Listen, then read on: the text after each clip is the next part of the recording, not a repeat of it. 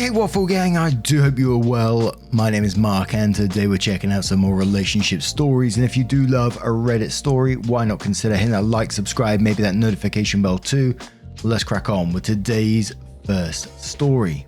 Much love guys. Now before we do get into today's first story, it does contain mentions of death by a car accident, so if you do want to skip the story, please feel free to do so. Timestamps are always down in the description and along the timeline below. Thank you. And it's from Candle Throwaway 1, who says, me, 24 female, with my SO, 27 male of 1 year.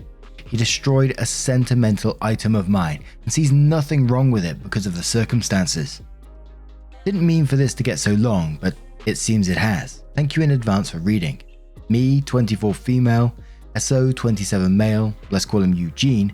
My sister female, deceased 2 years, let's call her Carrie. Background about my sister. 2 years ago, my sister was killed in a car accident. She was riding with a friend to the mall. The friend's parent was driving, and a teenage boy plowed through a red light while texting on his phone and hit the car my sister, Carrie, was in. Carrie was killed instantly, and her friend June was in a coma for 3 weeks before her parents took her off life support. When Carrie passed, I was devastated and angry and just not in a good place. Carrie and I had been extremely close. Despite a 7-year age gap between us, we enjoyed a lot of the same shows. We went to concerts together, we volunteered together, and I took it upon myself to guide Carrie like any big sister would do. Our parents were extremely busy with work most days, and Carrie and I would often cook together and do crafts when we weren't too busy with schoolwork. Carrie wanted to be an NICU nurse when she grew up, and I helped her find a volunteer position at a local hospital to help her gain some experience being around patients. In short, Carrie was my sister and best friend, and when she passed, I was a mess. The last craft Carrie and I made together was a set of candles. We bought the wax at a local craft store and we both made each other a candle and decorated the jar it was in. That was the day before she was killed. At a funeral, Carrie was buried with the candle I made her. The candle Carrie made me sits on my desk next to my favorite picture of her and I together at the beach. Or it did. Until last week. Background about my boyfriend. I met my boyfriend about 1.5 years ago, about 6 months after Carrie passed.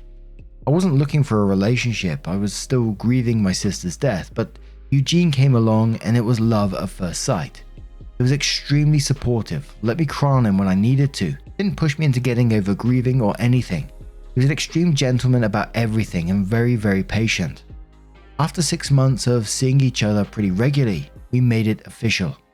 Eugene came into my life at a very low point and he has always been very respectful of sentiments I keep from my sister, never asking me to take them down, always giving me space when I needed to cry.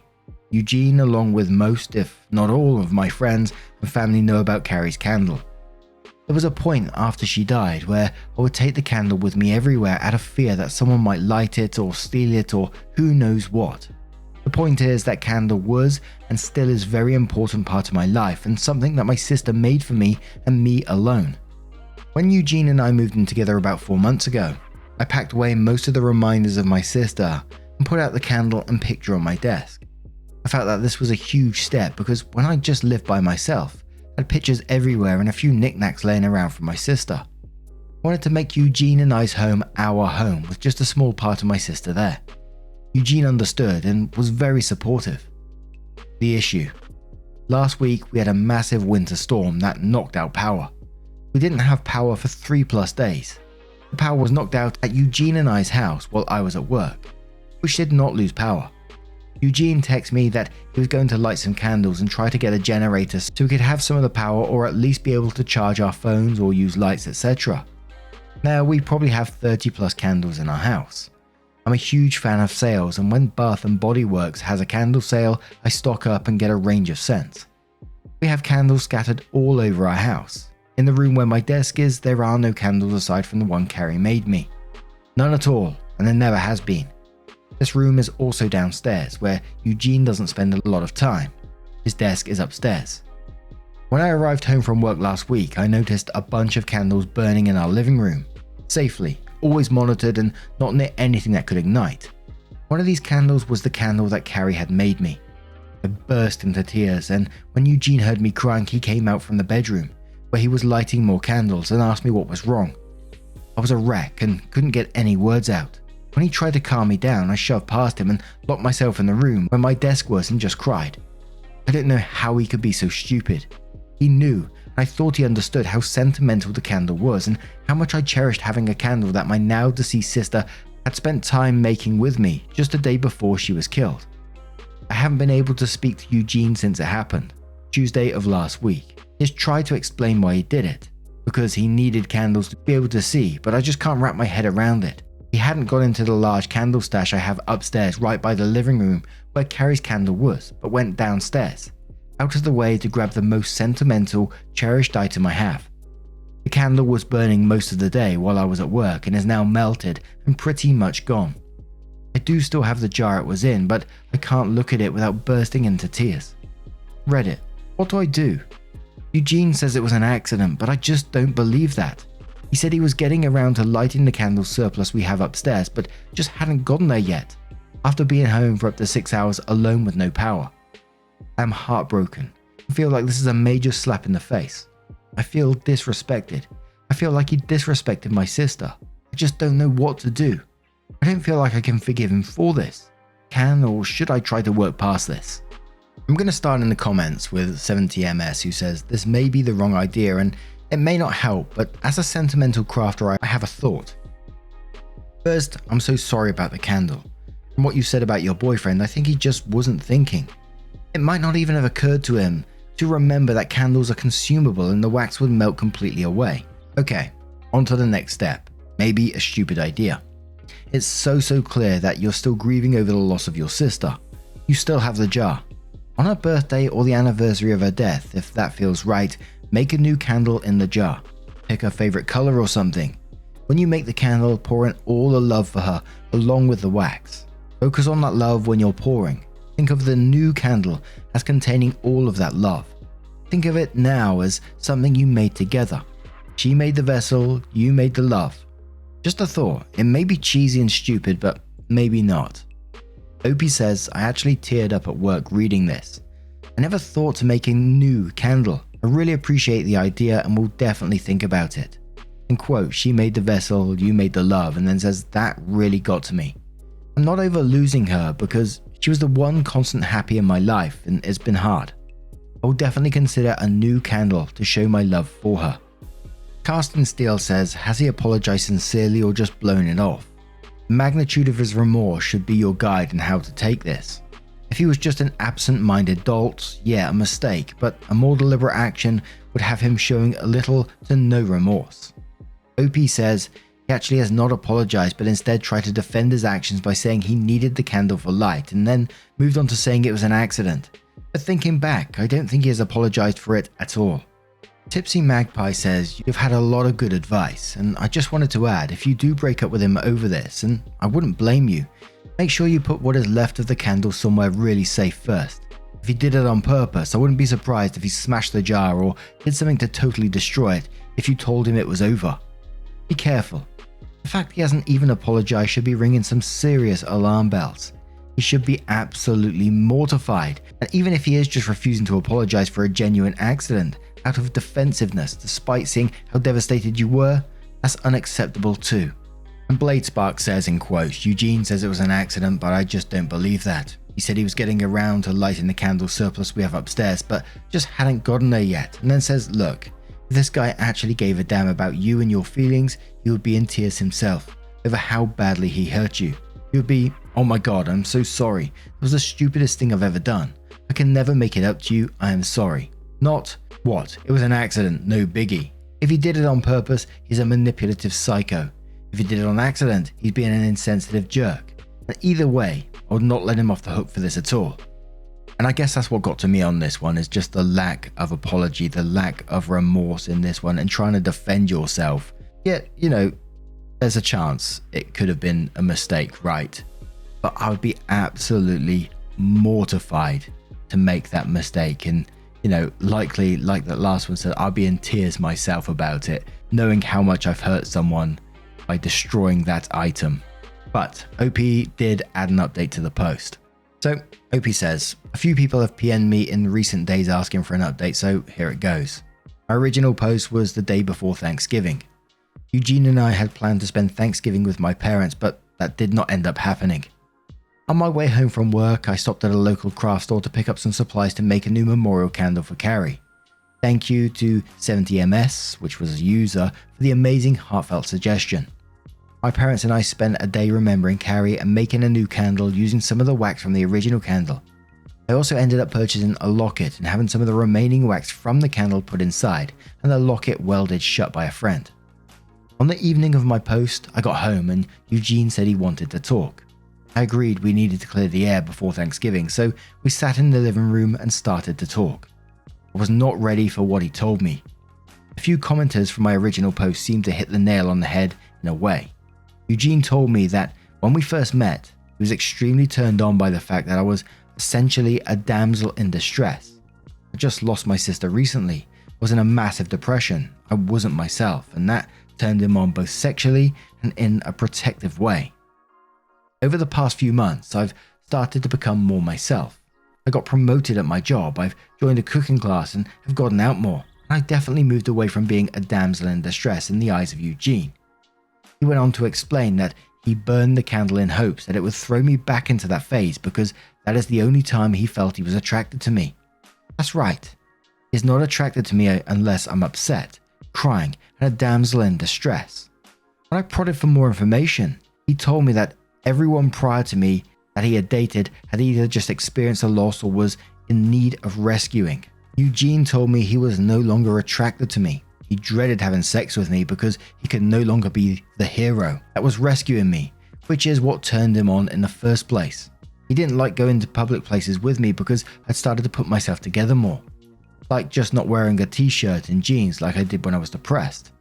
And that attracted the stares of other men that he saw as a threat, taking away his damsel in distress. Eugene had a whole laundry list of things he hated doing now because I wasn't in a funk anymore. I told him if that was the case, then we needed to break up. He agreed and said he would go stay with a friend until he could make new living arrangements. My name is the only one on our house, and I told him I would give him 60 days to vacate the house, which he agreed was fair. Over the past few weeks, I've spent a lot of time with my parents and close friends. I don't really feel like I've been dumped or broke up with someone. I just feel like me. Carrie's candle sits on my desk where it originally was, and I wear the locket every day. Thank you, Reddit, for listening. I appreciate it more than you know. OP's TLDR says, X only likes damsels in distress. We broke up. I'm happy. And I'm incredibly glad that OP is out of that situation. And I was trying to get my thoughts together on how I feel about this guy. And I came across this comment from Dank Poots who says, the scariest part of this entire story is that he completely recognizes and owns his predatory behavior. And instead of being interested in changing it, he basically agreed to break up so he can move on to his next victim. It's terrifying that there are people out there who are completely cognizant of what monsters they are and who are apparently perfectly comfortable with that. And I just find that fucking terrifying. You know, this guy thinks his behavior's okay. Like the comment says, he recognizes that he goes for damsels in distress, as he puts it, and says, yeah, that's okay. And I want to split up because I want to find another one. I want to find someone else who's going through a distressing time. Absolutely terrifying. As I said, I'm glad that OP is out of that situation though. But what do you guys make of this one? Let me know your thoughts down in the comments below. And let's move on to another story. And our next story comes from Aggressive Winter 24, who says, am I the arsehole for telling my mum I was upset she missed my graduation because my sister had a baby? Throwaway account. My 27 female sister, 30 female, that's 301, hope not, just had her first baby on Sunday morning at 2:30 a.m. It was thankfully a smooth delivery and she and my nephew are happy and healthy. My mum, my dad, me, my sister's husband, and my sister's mother-in-law were all at the hospital, per my sister's request, from around midnight on Sunday and the remainder of the day. Well, my graduation from grad school was on Sunday as well at 4 p.m. At around 2 p.m, me and my parents went down to grab lunch from the cafeteria, and I realized the time. I asked my parents if they wanted to just meet me at the graduation because I needed to go home and get ready first. My mum looked at me funny and said, You can't really expect me to leave your sister and grandbaby right now." I didn't know what to say, but my dad just told me to go and get ready and they would meet me there. So I went to graduation, and afterwards I looked for my family, and sure enough, my mum did not come. My dad did. I was upset because I won an award from my program director and gave a speech in which I thanked her specifically, and she missed the whole thing. I got back to the hospital and didn't really talk to my mum because I didn't want to make a scene or stress out my sister. Last night my mum called me and I expressed to her how hurt I was. And she said I'm being selfish and need to realize my sister just gave birth, and that's more important, even though she is proud of me. I ended up hanging up. I guess my thought process is that at that point where it was time to leave, the baby had been born for 12 hours. And we spent most of that time with the baby / my sister when they were awake. And I'm glad we did. I'm not complaining. My plan was to go to graduation and pick up my sister's favorite pizza. She was craving it on the way back and eat it with her. My dad and I did just that, and in total my father was away from the hospital for right around 3 hours. I understand that giving birth is a huge deal, and I'm so proud of my sister. I don't mean to act like my graduation was more important, I just feel like there wasn't a need to choose and my mother could have done both because my dad did. My sister had a husband and mother-in-law that would have been with her. I just had my dad. While I'm grateful he came, I wish my mum would have too. My dad agrees with me that my mum should have came, and my sister apologized for stealing the spotlight, to which I told her she had absolutely nothing to be sorry for and to focus on herself and the baby, and everything with me and mum would work itself out. I think my mum told my sister, which makes me more angry because she doesn't need to worry about this. It's our issue. Am I the arsehole? ETA. I just wanted to address a couple of things and answer some questions. My sister was totally okay with my parents leaving for a few hours, according to my dad. He told me while we were picking up the pizza that my sister told my mum it was fine and to go. I haven't talked to my sister about it because she shouldn't even be thinking about this right now. She has enough on her plate. I understand some people think graduations are stupid or maybe even childish.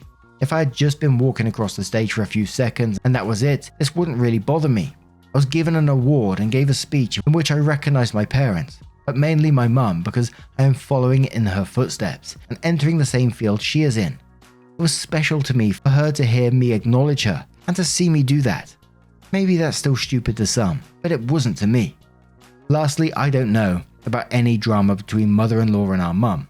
I know husband thinks my mum is nosy and he might have relayed that to mother-in-law and it might be a thing. But mother-in-law lives far away and she doesn't come to gatherings or anything that often. I think the last time my mum had any meaningful interaction with her was at my sister's wedding 2 years ago. Nah, and this is a not the arsehole for me, and I'm really sad for you that after you explained about how you're stepping into your mum, following your mum's footsteps and entering the same field, and it was special for you to hear you acknowledge her, etc. I found that really sad. You know, it sounded like your mum had already met the grandchild, the birth had already taken place, and everything has gone well and been done. It sounds like your sister was fine with mum going. You know, she wanted her to go. She didn't want to steal your spotlight and all this. And there was just time to do it. Your dad did it. And I think your graduation is something that's really special to you and to your family. And I think it's something that your mum's going to look back on one day and go, fuck. Well, she should do anyway. Miss Danny says, not the arsehole. Your mum had no reason to skip your graduation. She wasn't needed at the hospital and the birth had already happened. And she met the baby hours and hours before. Your sister likely needed some time to rest anyways. Don't downplay your accomplishments either. Yes, your sister's labor was important, but your graduation is extremely important too. Your mum should have been there for you. Your feelings are completely justified. You deserved better. Rainjacker says, not the arsehole, your thought process was reasonable. Your dad agreed. The baby was born without complications. Your sister didn't complain. Your mum would have been only gone for 3 hours, and most importantly, when you tried to bring up your feelings, she shut you down and called you selfish. I'm sorry she let you down. Congrats on your graduation and award. Keely says, not the arsehole unless your sister is actually 301 years old. Your mother could have safely attended your graduation and also supported your sister without risk to anyone. Nobody forced them to be competing priorities except your mum. If anything, your sister could have probably used some rest and recovery time. Your mum could have viewed the whole weekend as a huge blessing because of both events, but she couldn't help but rank them and then blame you for having feelings about the situation. OP responds saying, "My bad, she's 31. But this is exactly why I'm upset.